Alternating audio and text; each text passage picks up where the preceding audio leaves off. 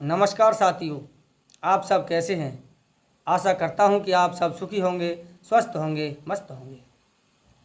जैसा कि मित्रों, आप वीडियो के टाइटल को देखकर समझ ही गए होंगे कि आज हम किस विषय पर बात करने जा रहे हैं। तो मित्रों, ये आज का प्रसंग रामायण से लिया गया है। जो आज हम जिस बिंदु पर चर्चा करने जा रहे हैं वह यह है कि अंगद ने, भगवान राम ने जब सीता की खोज के लिए वानरों को जब चारों दिशाओं में भेजा था तो कुछ छटे हुए वीरों के लिए दक्षिण दिशा की तरफ भेजा था, जिसमें जामवंत, नल नील, हनुमान, अंगद जैसे योद्धा थे।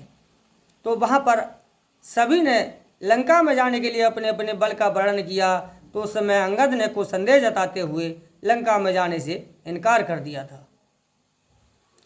तो आज का हमारा मुख्य बिंदु यही है कि अंगद ने उस समय लंका में जाने से इनकार क्यों कर दिया, और वही अंगद जब हनुमान जी सीता की खोज करके लंका जला करके वापस लौट आए तो भगवान राम ने जब शांति दूत बनाकर भेजा तो वही अंगद लंका में शांति दूत बन करके गया और रावण का मान मर्दन करके एक विजेता के रूप में वापस लौटा था।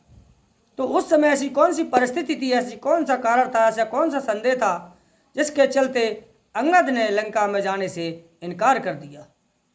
तो मित्रों, आज हम इसी विषय पर चर्चा करते हैं कि लंका में उस समय जाने से अंगद ने क्यों इनकार किया, क्यों संदेह जताया, ऐसा कौन सा कारण था जिसके चलते अंगद ने कहा था कि मैं लंका में जा तो सकता हूं लेकिन लौट कर आने में संदेह है।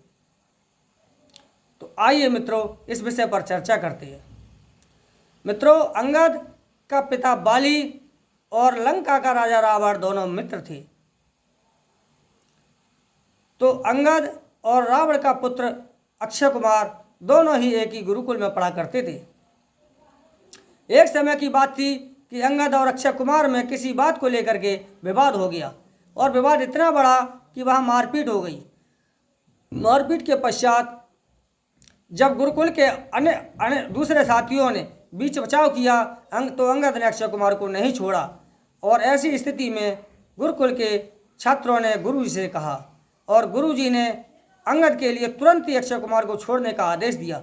लेकिन अंगद ने जब भी अक्षय कुमार को नहीं छोड़ा तो गुरु जी ने यह अंगद को श्राप दिया कि हे अंगद, यदि आज के बाद अक्षय कुमार से तेरी भिड़ंत होती है तो अक्षय कुमार के मात्र घूसे मात्र से ही तेरे प्राणों का प्राणांत हो जाएगा।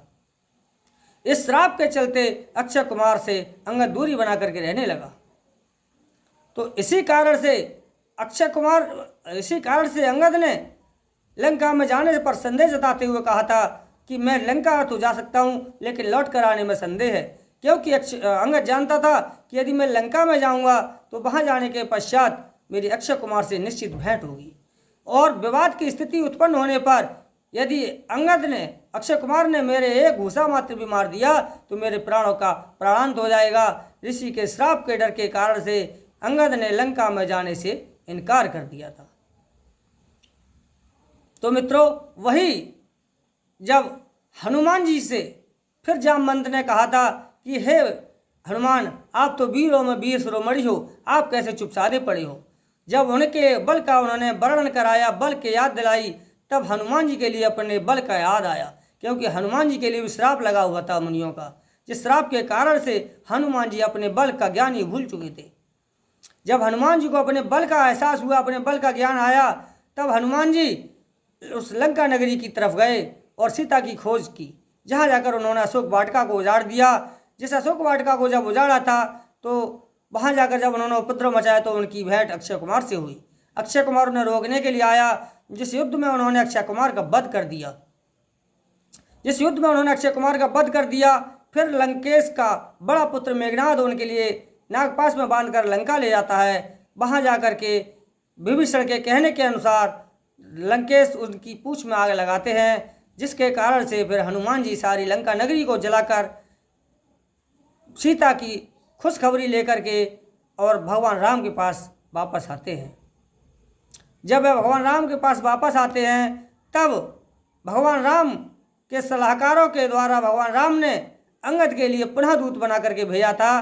तो अंगद के लिए भगवान राम ने जब दूत बना करके लंका को भेजा, और जो कांटा था, जो संदेह था, संशय था, जैसे कि हनुमान जी निकाल आए थे, यानी कि अक्षय कुमार का वध हनुमान जी कर चुके थे, इसलिए अब अंगद निर्भय और निर्भीक हो गया और अंगद शांति दूत बन करके लंका गया। और लंका जाने के पश्चात वहाँ अंगद ने रावण का मान मर्दन किया और रावण की सभा में अपने पैर को रोक दिया, जिसके जहाँ प्रतिज्ञा की थी कि हे रावण, यदि मेरे पैर के लिए तू उठा देगा तो राम हार जाएंगे, मैं राम वापस लौट आएंगे सीता के लिए, मैं हार जाता हूँ।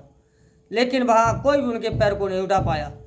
तो मित्रों, वह विजेता बन करके वापस लंका से लौटे थे।